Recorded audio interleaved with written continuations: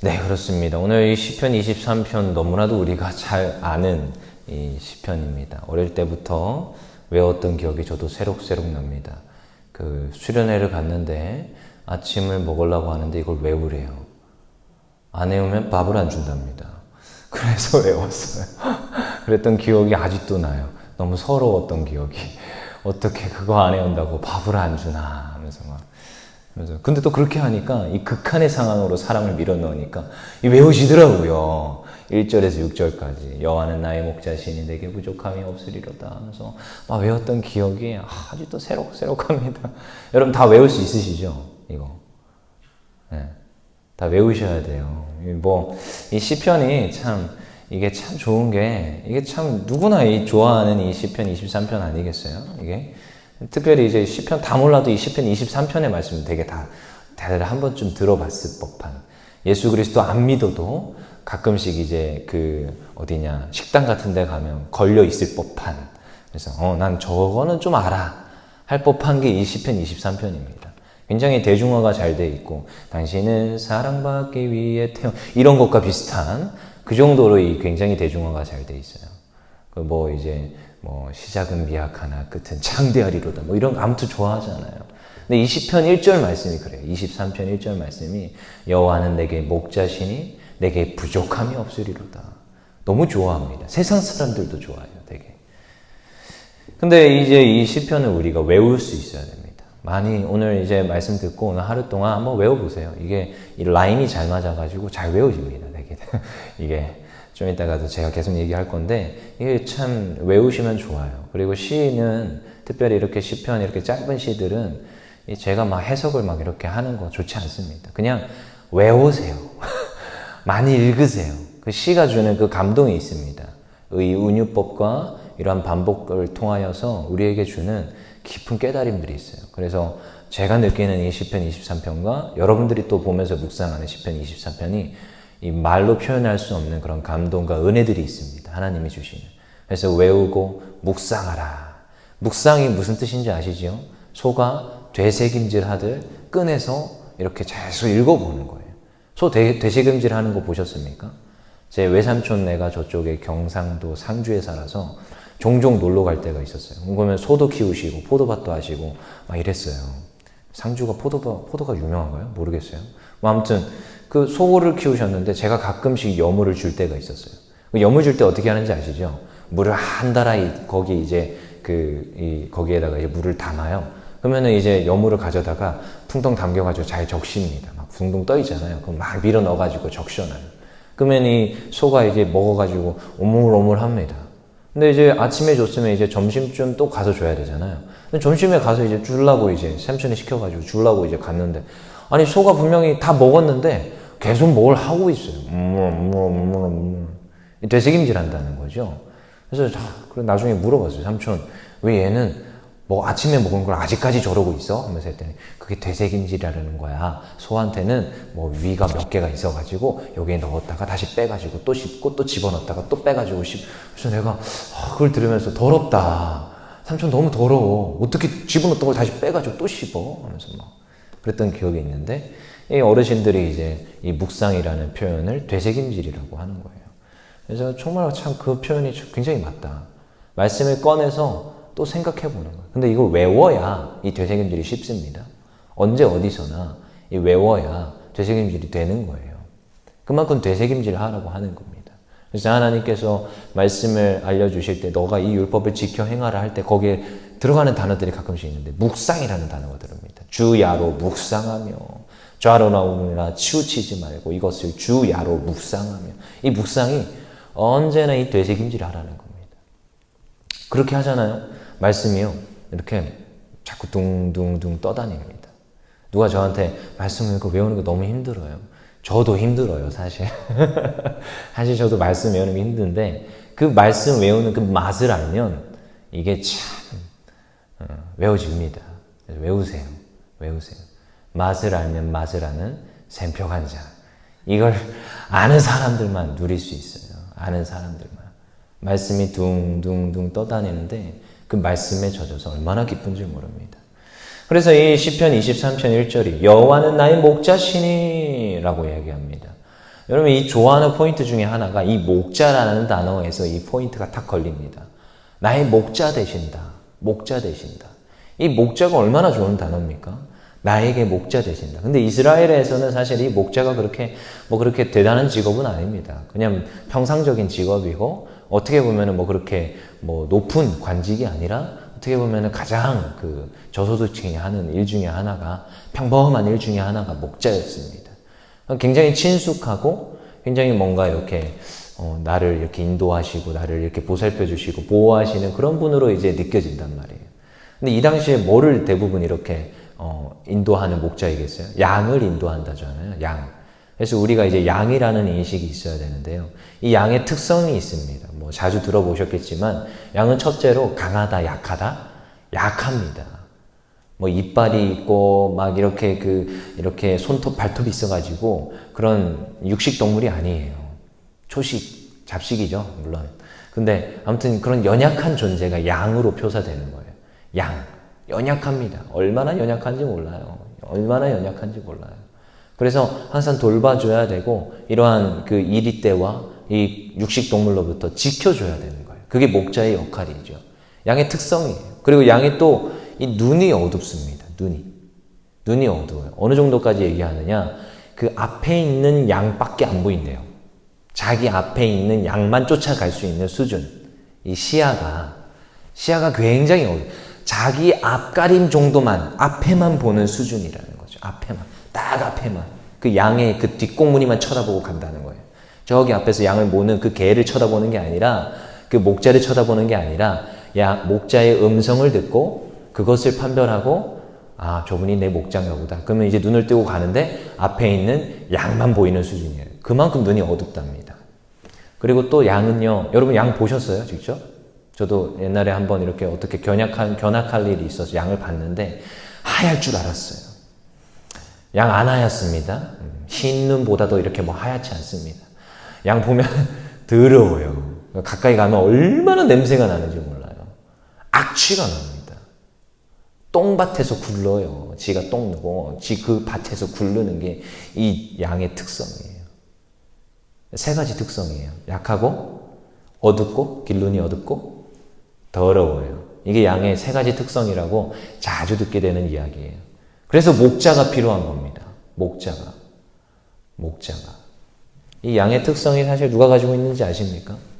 인간들이 가지고 있는 속성들입니다. 사실.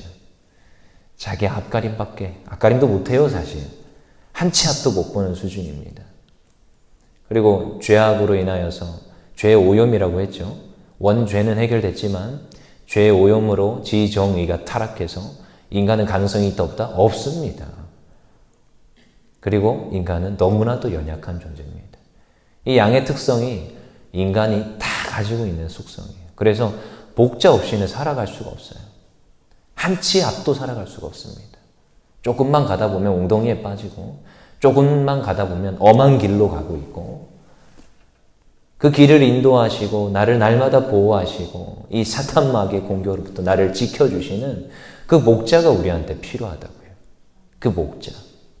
그래서 이 목자라는 이 단어에서 우리가 탁 걸리지 않습니까? 근데요, 목자만이 아닙니다. 그리고 여기 보니까 우리 한번 1절 다시 읽어볼까요? 시작. 여호와는 나의 목자시니 내게 부족함이 없으리로다. 누구의 목자라고요? 나의 목자. 이 시편 23편에서 흐르는 이 라임들을 한번 보십시오. 이게 라임이라고 하는데 라임. 여호와는 나의 목자시니. 2절에 그가 나를 푸른 풀밭에 누이시고 3절에 내 영혼을 소생시키고 4절에 내가 사망해 5절에 주께서 내 원수에 6절에 내 평생에 다 몇 인칭 단수를 썼어요? 1인칭 단수를 썼어요. 영어로는 표현하자면 1인칭이에요. 1인칭. 너의 하나님이 아니라 우리의 하나님이 아니라 너희의 하나님이 아니라 나의 하나님이 되신 그 하나님을 썼단 말이에요. 여러분 혹시 여호와 하나님은 누구의 하나님입니까? 나의 하나님입니다. 그것을 고백하세요. 저는요 때로는 찬양 중에서도 너라는 게 있으면 나로 바꿔서 막 부르기도 합니다.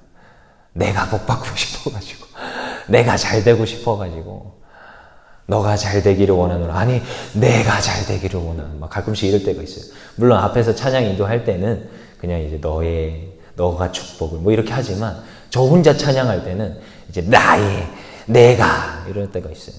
여러분, 이 욕심이 있어야 됩니다. 교회에서도 뭐 이것저것 일들이 막 주어지는데 내가 하겠습니다. 이런 것도 좀 있어야 돼요. 제가 여기 사역자라서 그런 게 아니라 그게 여러분들한테 좋다고요. 그 욕심이 있어야 돼요. 나에게 뭐 이런 게 좀 있어야. 여러분, 천국은 누구의 것이라고요? 친노하는 자. 성경에서는 자주 얘기합니다. 구하는 자에게 주실 것이요, 두드리는 자에게 주실 것이요, 부르짖는 자에게 응답하실 것이며, 친노하는 자에게 주실 것이며. 이 친노가 뭔 뜻입니까? 침략하고 약탈하고 가져오는 걸 뜻해요. 굉장히 좀 포악한 단어입니다. 근데 그 정도로 그 욕심이 있는 자에게 하나님께서 주신다는 거예요. 저도 3명이서 자라났습니다. 2 여동생이 있단 말이에요. 근데 제가 욕심이 있을까요, 없을까요? 전 양보하는 스타일이에요. 아이들한테, 여동생들한테 양보합니다, 좀. 근데 막내가 욕심이 있어요, 막내가 욕심이 있어요. 먹는 것도, 뭐 이렇게 이것저것 가지는 것도 욕심이 있었어요. 근데요, 제가 가만히 보면, 저는 이제 첫째라고 또 이렇게 근엄한 척, 어릴 때부터 좀 그런 게 있었어요. 좀 무뚝뚝하고, 또 특히 남자니까 더 그런 것도 있고, 또 첫째라고 또 그 책임의식 이런 것도 있었어요. 첫째가 좀 틀립니다, 원래. 아시죠? 길러보시면 아실 거예요. 지금 안 그렇게 보여도 나중에 그렇게 됩니다. 아무튼 좀 그런 게 있어요. 근데 이제 가만히 있으니까 달라고 안 그러니까 진짜 안 주더라고요. 뭐가 이렇게 딱 하나 떨어졌어요. 그러면 이제 3명이서 나눠 가져야 되잖아요. 혼자 가만히 있어요, 저는 그냥. 근데 막내가 얼싸구나. 아빠, 제가 가질래요! 이러면서 막 그래요. 그러면 아빠가 누구 주냐면 진짜 막내를 줘버려요. 속으로 이제 서운 타고. 첫째를 웬만하면 줄 것 같지 안 그래요. 구하는 자에게 주더라고요. 저희 집의 질서 자체가 그렇습니다. 어릴 때부터 그런 걸 보면서 그냥 양보하고 주고, 학원도 한 번도 안 다녀보고 그랬었는데 막내는 학원 다 다니고 그런 것들을 보게 되더라고요. 근데 그게 뭐 억울하다 이런 게 아니라 구했을 때 주더라고요. 지나고 나서 보니까 내가 안 구했구나. 이런 예화가 있습니다. 천국에 이제 갔어요.